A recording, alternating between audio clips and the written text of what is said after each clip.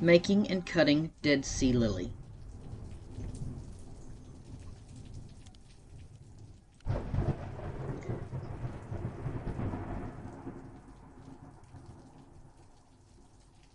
Once my oils and lye solution have reached the temperature I want, I go ahead and combine the two. Added to my lye solution, I have a chelator and my cruelty-free silk fibers.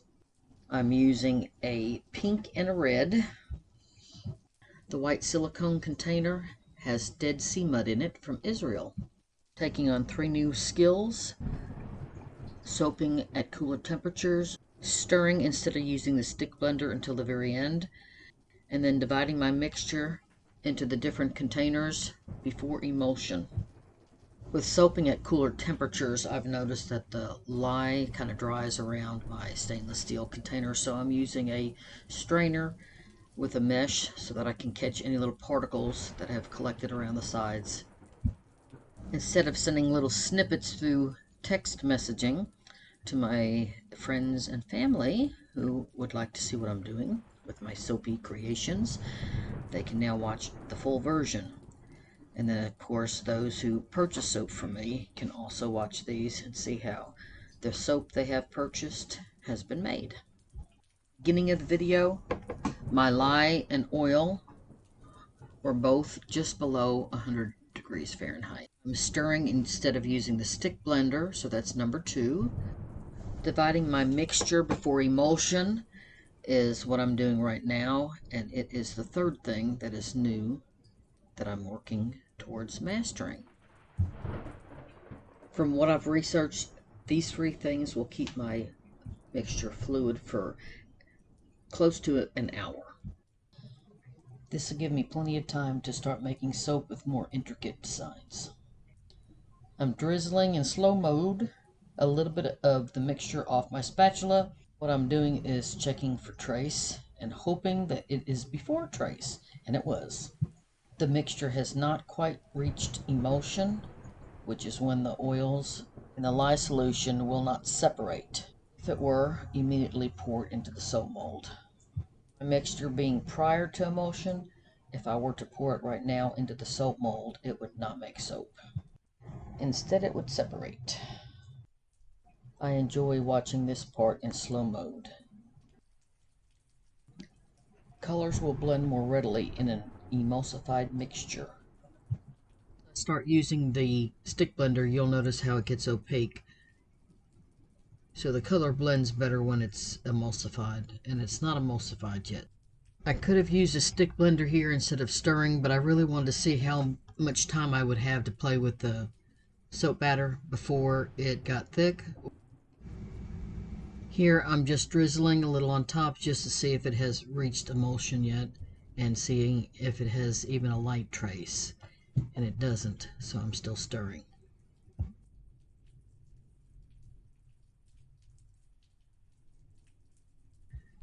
I'll be adding the fragrance oil in just a moment, and I'm going to add less to the Dead Sea mud because it has less of the soap batter in it, so I want it to be proportioned according to how much I have in each bowl or each container.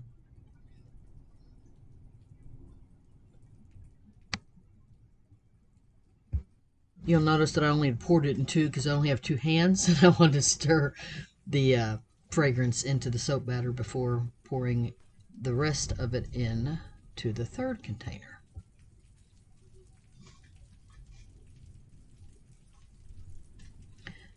Just making sure that I have it stirred in there well enough. I'm going to go ahead and add it to the 3rd container.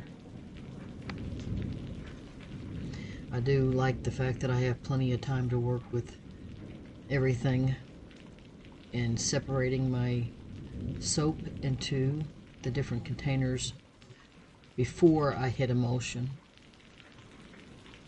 And again, I just wanted to do this one this way so that I could see how long I actually had.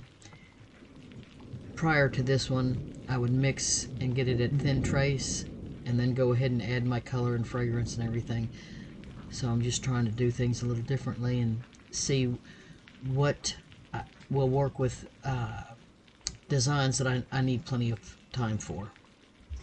Going to move to the stick blender because it is moving quite slowly, which is good to know for very decorative designs. And I don't have to stick blend very much. And you're going to notice it gets opaque here. So when it's hit emulsion, it's going to, the color is going to blend much more easily with the soap batter. And it gives you a truer color of what it's, truer of what the color is going to be. And now I'm going to go ahead and put it from the one into the other. You'll see it change again here.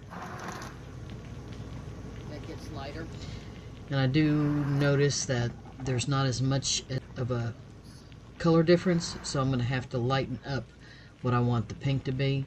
That way there'll be a noticeable difference between the red and the pink.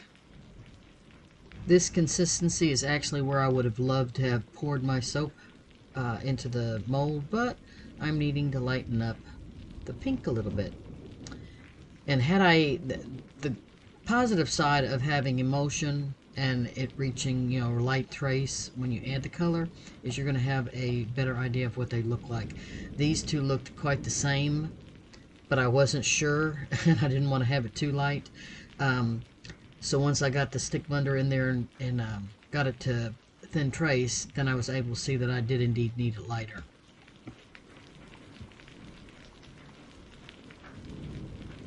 When I pour this into the mold, I'm going to go ahead and roll up a small hand towel and go ahead and tilt the mold, and that way the colors will fall at an angle and I can get a good penetration on my darker pink.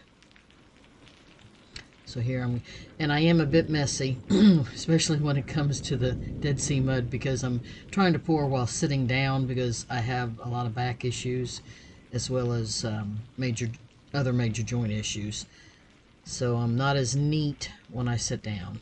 And you'll see that with the Dead Sea mud here shortly. So I've got the light color poured in at an angle, and then I'm going to pour the pink on top, and it'll fall to the lower side of the mold. Wait a minute, I pour the black, pour the Dead Sea mud next. And here I am very messy because I can't see what I'm doing. So note to self, pain or no pain, stand up. I wasted some batter. Oh, and I hate to do that. I want it all to go in the mold, or most of it anyway. Then if there's a little remaining, I normally stick it on something and go ahead and use it as a tiny little soap, because I can use it quicker than I can once I cut the bars. They have to cure a little bit longer. A little bitty small amount can cure a little quicker.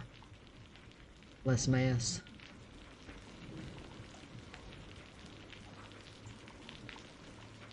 You can see by the time I poured this darker pink, or the more red color, that it's gotten quite thick. So it'll swirl, but it won't really swirl as defined as what I would have liked. But that's okay. Kind of just got to go with the flow sometimes. Gonna move things over a little bit to where it's more centered under the camera. A little hard to film and work at the same time because this is all new to me as well. Usually I don't video, but I've started doing that way family, and then I've had some others, some friends ask different questions about how the soap's made, so I thought I'd go ahead and start videotaping it and putting it on YouTube and linking it to my website, and that way if anybody's curious, whether they be friends, relatives, or people who have bought soap from me, they can see how it's made. There is a tool for this, but it's called a hanger tool. I just went ahead and saved the money and got a hanger and bent it. Here I'm just using a thin skewer, wooden skewer, to drag the soap batter around and make a design.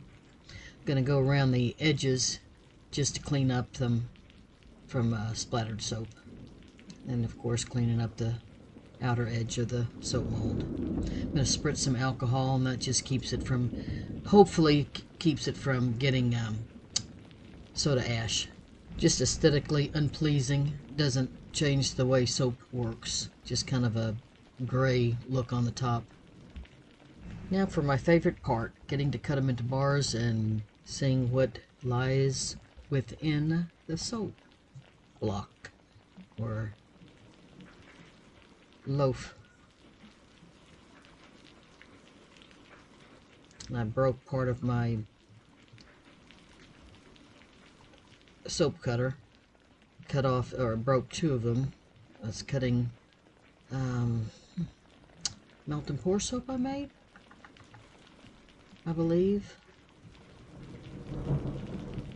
And it broke one of the wires. And here you can see it swirled, but it was just a little bit of a swirl, not the really flowy swirls I wanted. But I still like the way that looks, though.